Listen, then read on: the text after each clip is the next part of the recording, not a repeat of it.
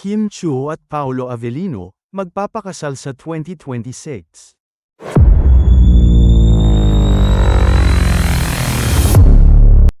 Nakakaloka ang mga chika tungkol kina Kim Chiu, Paolo Avellino, ha?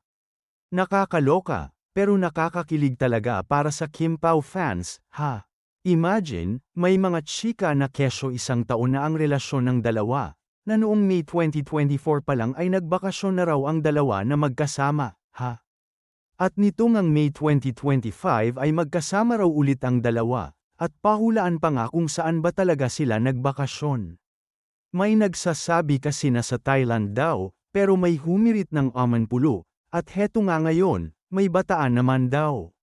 Kaloka, di ba? Pero syempre, para sa mga tunay na Kim Pao Fanny, balewala na sa kanila kung saan man ang bakasyon na yun, dahil mas mahalaga sa kanila na malaman na magkasama ang dalawa. At heto pa, may mga chika rin na kesyo baka sa 2026 ay posibleng magpakasal na ang dalawa, na kailangan lang daw may tapusin na commitment si Kim sa mga ini-endorse niya, ha?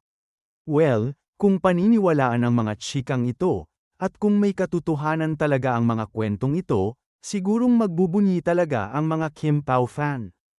Ha, but again, chika lang naman ito, at mas maganda pa rin na sa bibig mismo ni na Kim at Paolo marinig ang katotohanan. Pero sa ngayon, hayaan na lang muna na kiligin ang mga tagahanga.